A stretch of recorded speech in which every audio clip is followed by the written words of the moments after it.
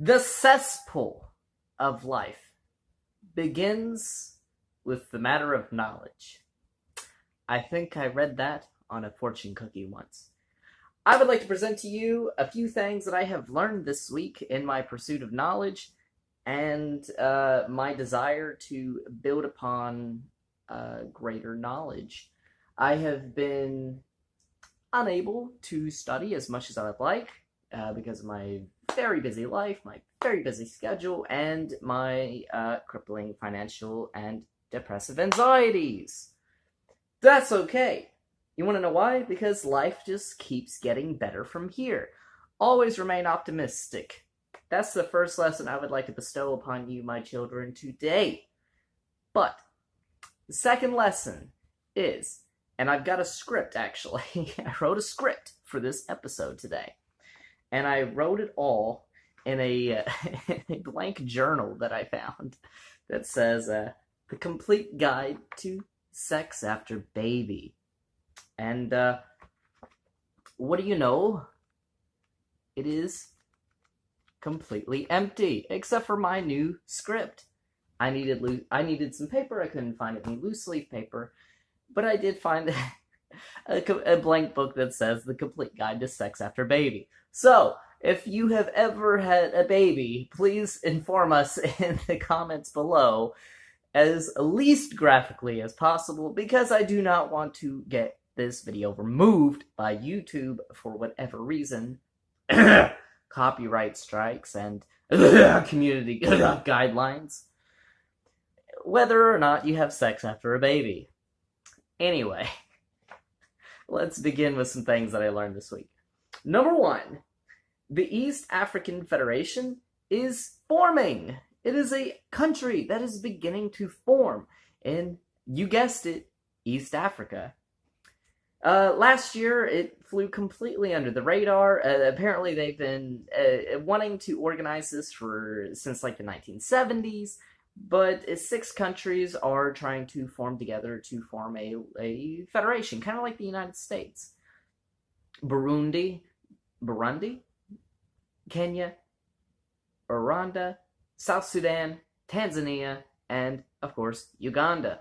It's like this little area in East Africa that wants to form its own politically stable country, a larger country, hoping to cash in on the same benefits that both the United States and the European Union have formed.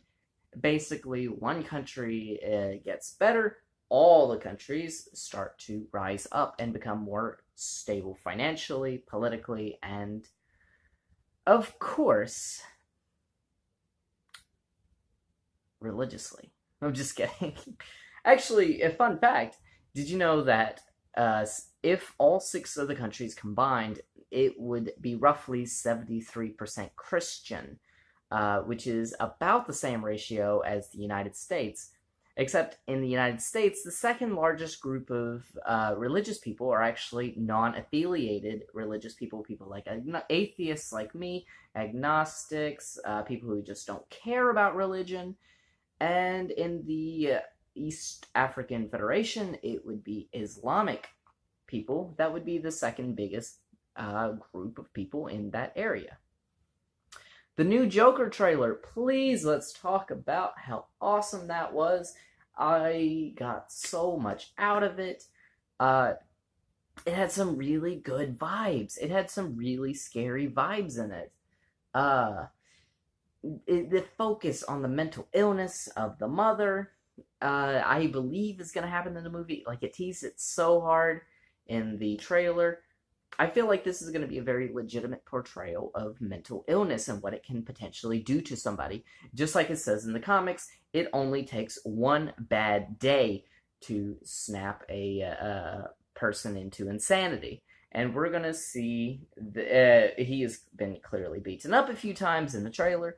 Joaquin Phoenix, one of my favorite actors, of course. He played in the movie Her.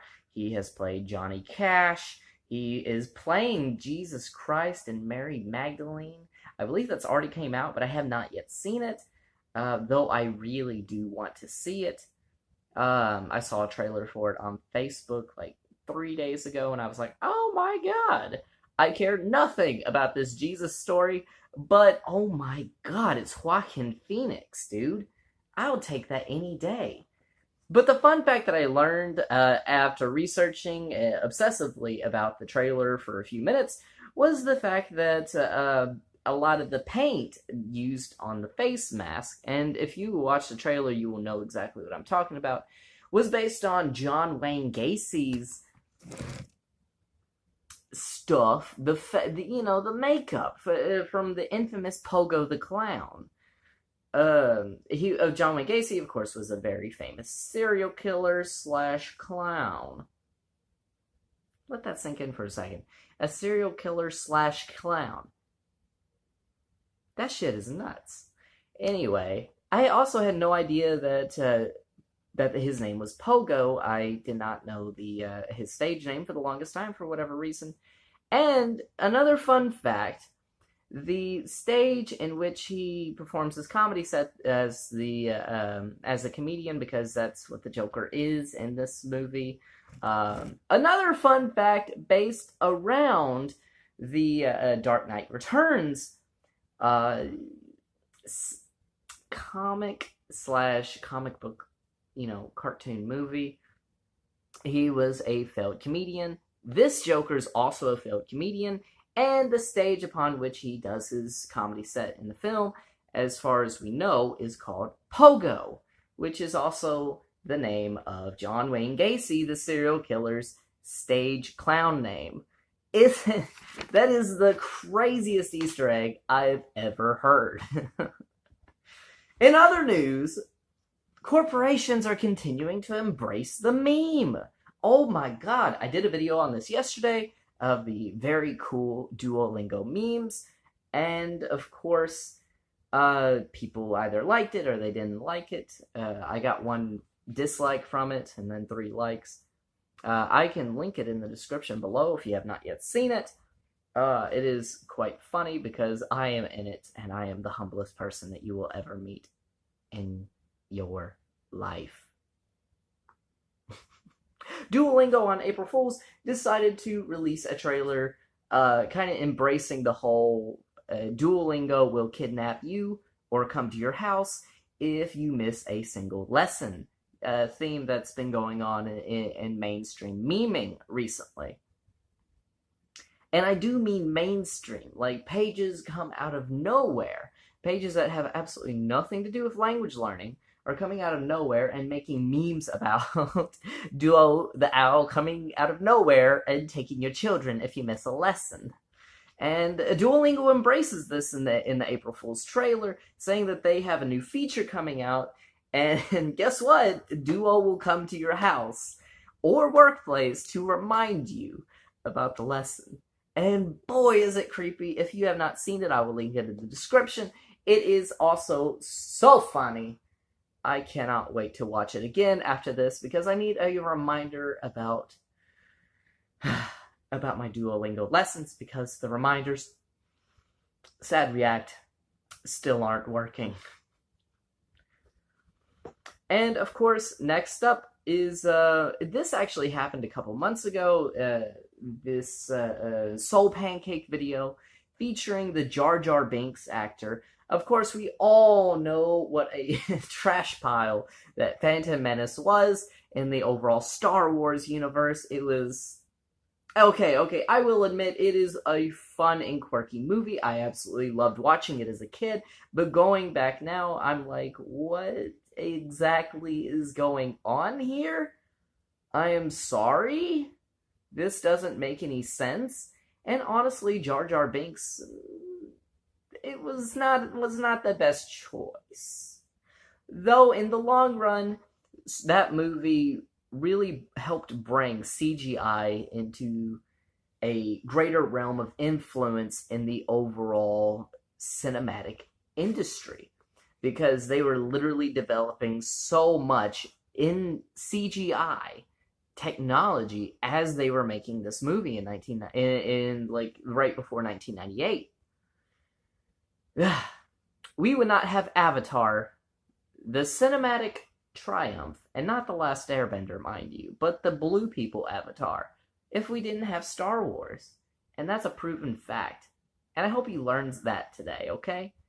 But anyway, Ahmed Best is his name, and he actually became suicidal after the role because of the severe backlash that had come to him during during the aftermath of the release of the movie. Everybody was telling him on set, "Oh yeah, this is gonna be great. You're gonna be a legend for this because you were a CGI character, and oh my god, it's gonna look so good." And then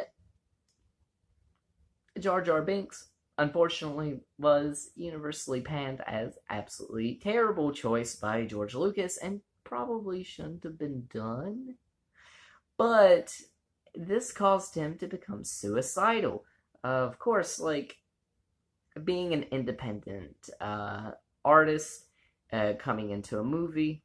For backstory, Ahmed Best actually was, also another fun fact, just for you, was also in Stomp. Yes! Y'all remember Stomp? Oh my god. Where these guys were beating on drums, on trash cans, and railings all around New York City and making beautiful music. I listened to it 1,000 times in music class growing up, whenever there was literally nothing else to talk about. And they are one of my favorite performance pieces of all time, especially that specific one that they did. And he played in it. I had no idea until I started researching a little bit more into Ahmed Best's life after watching the video recently. He made a video for SoulPancake. I absolutely love the video. Go check it out. I'll put a link in the description. So many links, so little time, kids. And of course, the final piece was news this week, or a little bit into last week.